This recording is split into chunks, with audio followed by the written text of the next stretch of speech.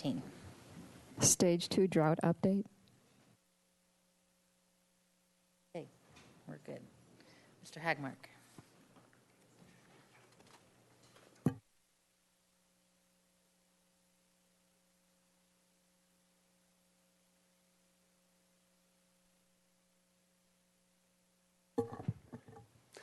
Madam Mayor, council members, my name is Joshua Hagmark. I'm the Water Resources Manager, and here again to provide a monthly drought update. Trying to be sensitive to the time the council has, but all the information to cover, I've tried to find the blend here. So if there's any questions along the way, please feel to stop me and we can discuss it more. We have had several changes since we last met. I should also mention we have Madeline Ward, our conservation coordinator, here today to answer questions about our conservation program.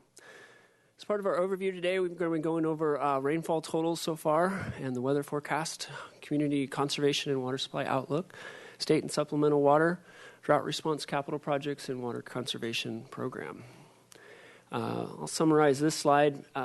Basically, we need to receive above average rainfall to make a significant impact in the current drought situation we're in, and we have not seen that yet. We were off to a really good start in November and December, but as you can see with the current numbers, we've certainly fallen behind normal with basically no significant rainfall in January and no significant runoff into our local lakes, which is really what we're looking for to make a dent in this drought. So this is probably the most positive slide I have to do with forecasting. NOAA, as of January 15th, is still predicting, is optimistically predicting above average rainfall for the next 3 months. So that's one piece of information NOAA has put out that I think gives a glimmer of hope. However, another piece of information is this intensity monitor that is put together, and this is a 6-month document, looks forward about 6 months. And of the intensity scale, which goes from a D0 to D4, they continue to expect to see exceptional drought conditions in our area of California. Another document put together by the Climate Prediction Center also looks at the persistence of drought, and it's kind of interesting. If you find this interesting, Santa Barbara lies right on this boundary of drought persists or intensifies, and drought remains but improves. We seem to land right on that little transition there. What I want to point out in this slide, though, that I think is important when we'll talk about later in the presentation the purchase of supplemental water is that they are predicting persisting and intensifying drought in Northern California, which doesn't bode well for our ability to purchase additional water in future years. So monthly demands, I am extremely pleased to report back that we've seen a little over 33% reduction in water usage for December. That took me by surprise. Again, that's compared to a normalized December, so one you might expect in a normal year. So seeing 33% reduction is pretty significant. Just quickly going through this chart, where the green is the planned. That's what we would expect in a normal year for our water usage to be. And the blue line is our drought target of 20% below planned. And then we're also showing calendar year 2013, which we report to the state. That's the benchmark in which we're compared to. What I've done here with this graphic is kind of taken the last 9 months or here and kind of walking us through where we've been. Stage 2 drought was declared in May. Our rates took effect in July. And what we've seen since those rates took effect is a 23% reduction from our community from July through December, which is spectacular. It's great. Our goal is 20%. It's whatever people are doing, continue to keep doing that. It's making a difference. It certainly is helping out with the drought supply planning, and it's one variable that I'm glad we're meeting, and we don't have to continue to be looking for additional water to fill this void. So with our current supply strategy, we've made quite a few changes from the last time we presented this. to try and provide a little more clarification. We are currently in water year 4. We have added a 7th year just to kind of provide a bigger perspective on where we're headed. And what we've done with water purchases is actually break it out into 2 segments. One is the city's capacity in the state water pipeline to deliver water, and we've also shown in here we are trying to utilize other agencies' capacity in the pipeline if they don't have water to deliver. So there's a little element of risk there. In December, everybody's orders, their delivery goals were due to CCWA. Everybody is asking for their full capacity in the CCWA pipeline. However, looking through the numbers, not everybody has the water to back up that delivery schedule. So we are hoping, and that's a month-to-month thing, we're hoping to take advantage of other agencies' capacity in the pipeline to deliver another 600 to 800 acre-feet of water this year. We, as you'll see in... Question on The White that. has a question. Is it feasible to lease, purchase, whatever term you want to use, capacity from other districts, other water agencies? Madam Mayor, Councilmember White, currently there is a protocol for taking advantage of capacity, unused capacity. It does not include purchasing at this point. That has not been an item of buying other people's capacity. I mean, based on what we saw in December, everyone's asking for their capacity. I understand. Right. Do we know whether that's maybe I'll ask our attorney on that. Is it legally possible for the city to rent or purchase capacity from another agency? I mean, if that's not a question to answer today, then Yeah, I don't I'd know, but appreciate, I'd be I'd happy to look appreciate at an it. answer on that Councilmember White. for future. Thank you. Okay, thank you, Madam Mayor. Quick question, Mr. Hagmark. The total water usage up over 14,000 acre-feet per year, is that just for budgeting purposes? Because that's, in terms of what, I mean, so we're going to make our supply this level, we don't show ourselves in any kind of a variation with that. Councilman Rouse, that's right. This is our supply target, and it's different from what is sold, but this is the target we shoot for, right, in a normalized year.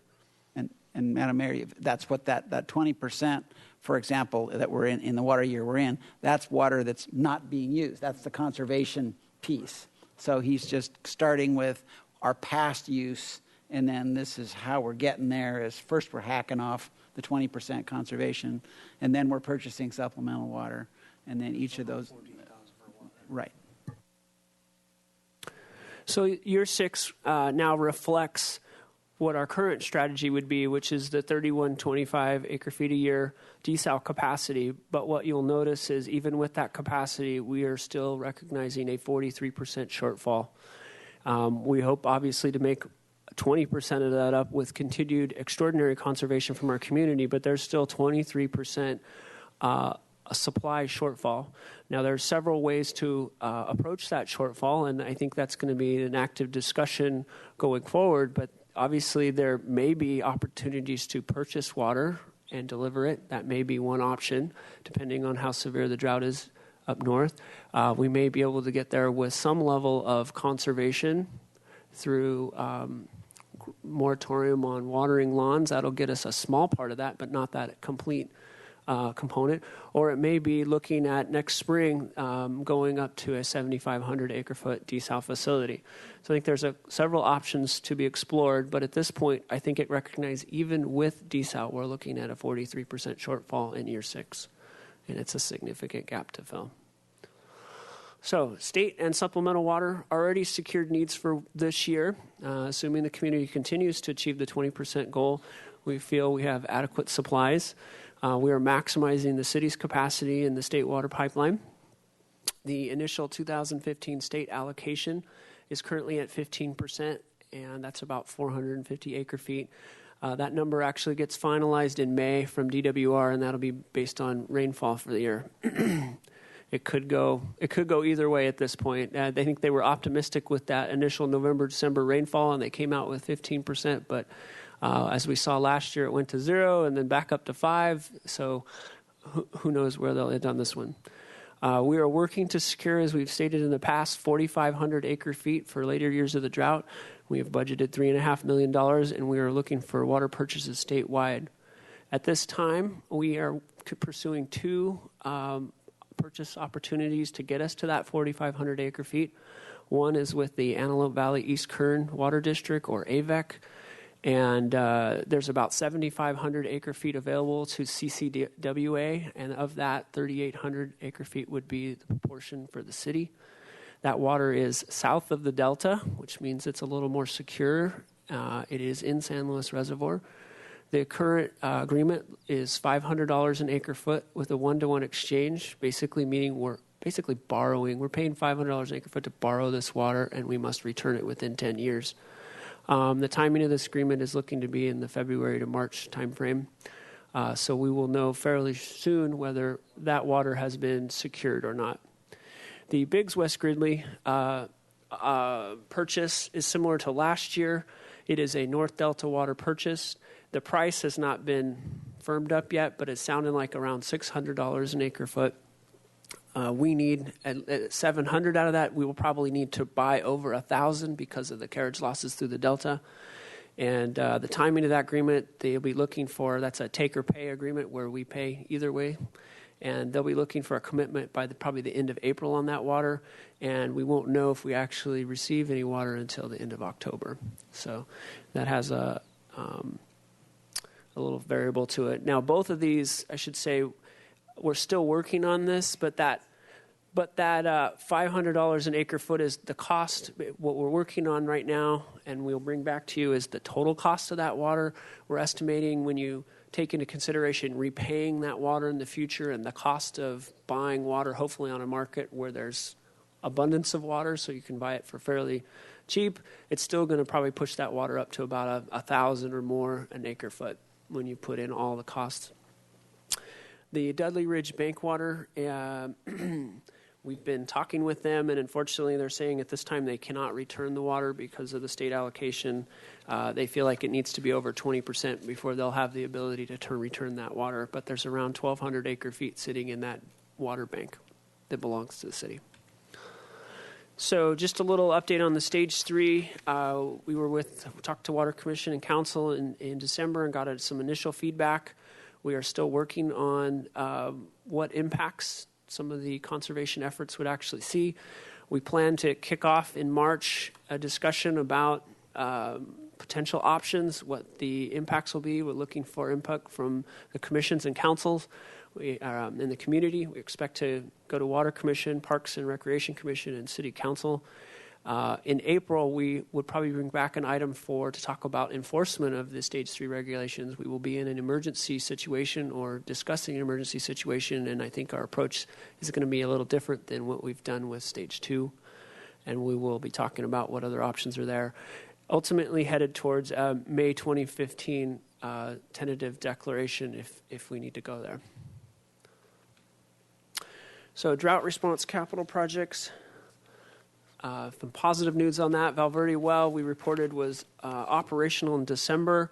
It is currently meeting system demands. Those demands are fairly low, as you might expect, but with this warm weather, we expect in a couple weeks to start to pick up. That well is capable of producing about 200 gallons a minute, which is somewhere around 200 acre feet a year. And the total system demand is about 800 acre feet a year. So anyway, it's a pleasure to have this on. I didn't put anything in here, but there's really no significant changes to the tertiary project. It's still on schedule for delivery and operation this summer, 2016 or 2015. Finally, some good news on our groundwater wells. Corporation Yard well is in production at 770 GPM. Veracruz is in production, and City Hall is back online. Very pleased to have all three of those pulling out of a full groundwater basin that we hope to start helping meet those targets that you saw up there. Desalle project highlights. Proposal due date is now been moved to March 5th. We heard from all three contractors that they felt in order to give us a solid bid that bid date, the proposal due date, needed to be pushed back. So we're actually going to receive the proposals on March 5th. Their cost proposal is due 1 week later on the 12th. We've been working with the SRF loan folks. We submitted our application in December and been holding biweekly meetings with them to keep that dialogue moving along. It's certainly we're getting a very optimistic picture from the staff at the state that they want to make this happen for us. And so hopefully this doesn't get caught up in their environmental and permitting review process. But what we've done looking at it is the best scenario right at this point is that we'd actually get some loan docs in May, which would set us up for a tentative award in June, which is pushed back from, I believe, the April discussion we had previously. But I believe the staff at the loan folks are working hard to make this happen for us. As far as permitting highlights, you've probably all read, we were at the regional board Thursday and Friday last week, and they ultimately approved our findings that our intake facility is existing, which secures our ability to use our screened open ocean intake for the foreseeable future. Madam Mayor may want to jump in on this, but there are some conditions, and I can kind of quickly summarize those, or would you like to It was a very long meeting, day and a half. Almost day and a half, but didn't expect it to take that long, but all good things come to those who wait, I suppose. But I do have to commend the staff, and there are three conditions that were voluntarily offered by the city, by us to begin with, that then the board made mandatory. And one was the new screens on the open water intake, the 1 millimeter mesh screen, or whatever we call it. Wedge wire. Thank you. And then a $500,000 cost for a restoration project at the Devereaux Slough. And then basically solidifying and making more official through the board the direction that the seven of us already gave to staff on initiating studies about subsurface intake, and gave some timelines about when to report back about the progress. So, but what those studies entail and what the results are, we will know when we get them, and we just have to report back to the board. So they just wanted a little more assurance that the direction that we gave, they want to make sure actually happens. And so we said, of course, that's the direction we gave.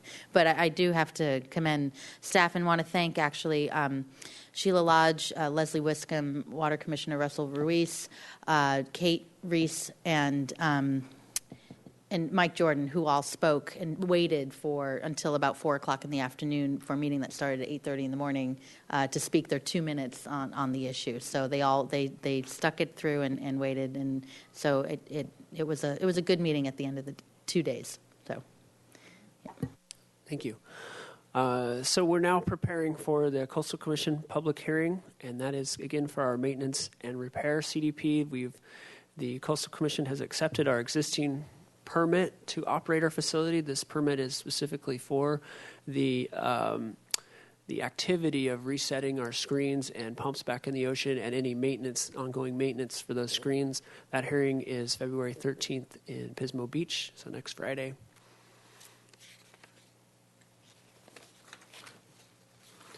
And at this point, I'm going to turn it over to Madeline Ward. Madam Mayor, members of the council, my name is Madeline Ward, and I'm the Acting Water Conservation Coordinator, and I wanted to update you on some of our conservation programs. I wanted to start off highlighting one of our popular ongoing programs, which is the Green Gardener Certification Program. This is something that we develop and coordinate in conjunction with the County Water Agency and City College's Center for Lifelong Learning.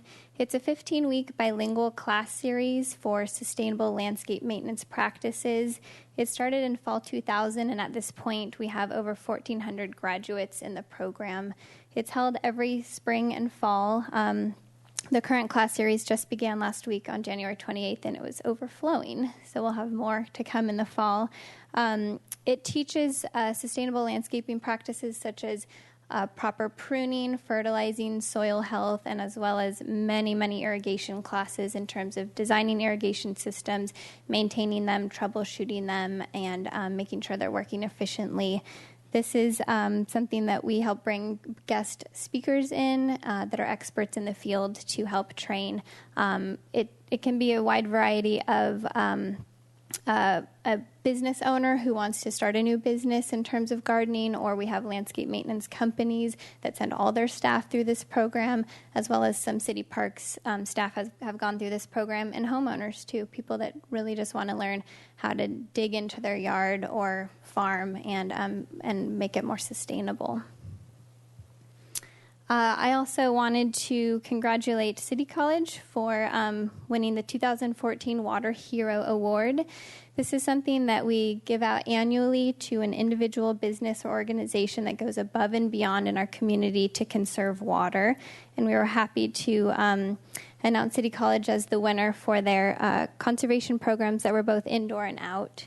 They participated in our WaterWise Survey and Incentive Program in 2013, where we did a campus-wide survey of how they use water indoors. That was our main focus, and identified a 30% reduction in water use, as well as $35,000 in savings for their utility bills if they made maintenance changes as well as facility changes.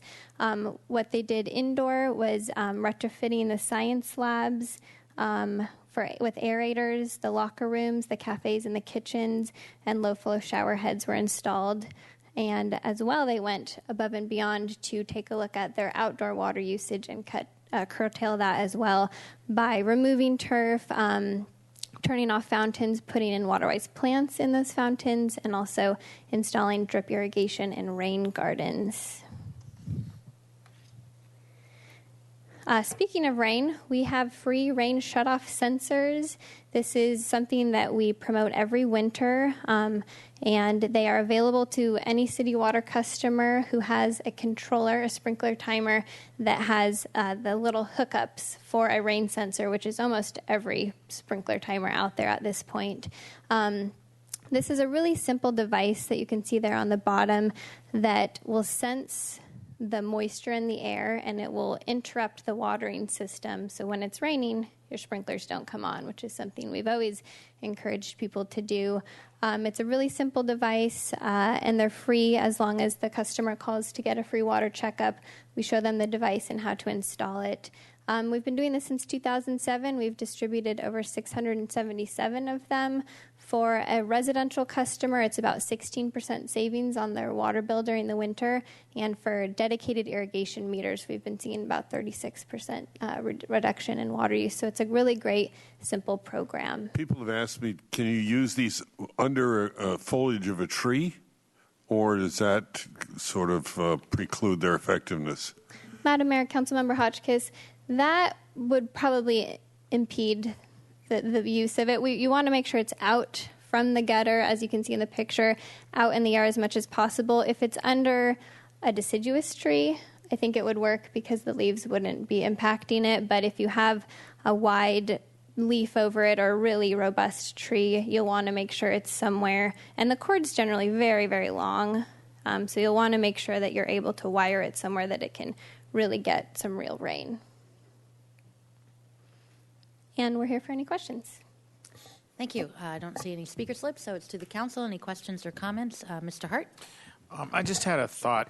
Going back to the 7-year chart that shows the water supply, I think there might be a little glass half full, glass half empty kind of look at this, because you mentioned specifically the shortfall that's on those charts, as something of concern, and obviously it is of concern, but I do think it's important for the public to understand, too, that we do have, multiple plans to fill that shortfall. We have the Desalle plant that is scalable to a larger capacity. We have been successful historically so far in making outside water purchases, and we have been able to get conservation from our residences. And so that, I think that is not what we're going to end up with is a shortfall. We have a strategy to fill that shortfall. And so I think I just wanted to give a little different perspective on the way that may have been interpreted as folks were listening to that when you made that point. I know that's not what you intended, but when I heard it, I thought, that sounds as though we don't have a strategy, but we do. And I want to make it really clear that we do, and have consistently all along been executing a long-term strategy. And I think that is something that we have been very fortunate to have had staff that thought ahead about this, developed a very comprehensive plan looking ahead to get us to the place where we are today, where I think we're in better shape than many of our other neighbors. So just wanted to say that. Thank you, Mr. White. Thank you, Madam Mayor. Well, and a comment before I ask my questions, and that is that also, if we look out to 2017 there, we have more options in terms of we're getting a little more conservation now. We may be able to buy a little more water. We may even get a little rain next year. And all of that might prevent, let's just say the bad case occurs and we go ahead, which is a likelihood, go ahead with the Desalle plant, but we don't have to scale it up. That could be a win going down the road. That's at least it's a half-step win. If we don't have to go from 3,500 to 7,000, that's a cost that we're avoiding if we're doing all these conserving and cautious things and aggressive things in terms of purchasing water and obviously activating our well field. There are reasons to even be nickel and diming this thing right now. So then to my questions, first of all, you didn't mention the high school well, and I know there was a pipe that was proposed to be built there, and I don't think we got a timeline on when that was going to be happening. And so are there any thoughts on that at this point? Yeah, Madam Mayor, Councilmember White, the plan for year 5 includes both Alameda well, which you know is under construction, and the high school well coming online in water year 5. And so I don't have the current schedule in front of me, but we are working on the timeline of getting that pipeline in and the well improvements done. Can you provide a timeline on that at our next update, please? I will bring it to Water Commission on Monday. Great. Well, good. Okay. And then second of all, I believe it's this month that the USGS review of our groundwater was scheduled to be completed. Have you heard back and with a sense that maybe it wasn't going to be exactly this month, but can you comment on that? Are we staying in active communication with the USGS folks? Madam Mayor, Councilmember White, yes, we do have monthly phone calls with USGS. The recent work was conceptualizing the simulations that they'll be running. So they're working out the kinks on the model right now, and we will hear early next month how things are going. But that the remaining work on that is to fix the bugs on the model that they're working on right now. Then they'll run the simulations, analyze the results, and then write the report. And I expect that all of that work would be complete by this summer. So by June or September? Hard to say, but I'm shooting for June. I'm asking for June. Okay, great. Thank you for that. And I'd appreciate it that at least not every time. Again, I like what you did today, where you edited down, moved along. I appreciate that. But that is something that perhaps every other month you could give us a little note on. And finally, is there again for future reference? There may be a more potential yield in Basin 3, even if it's just for irrigation purposes. And we haven't heard any talk about that. And so I just want to throw that idea out there as another, again, as the years go along, we're going to be looking for every option. And Basin 3, total storage capacity, and of course USGS may be helping us with that a little bit, and it may be worth investing in even if it's a well for irrigation purposes in Basin 3. Thank you, Madam Mayor. Any other questions or comments? Okay, thank you as always.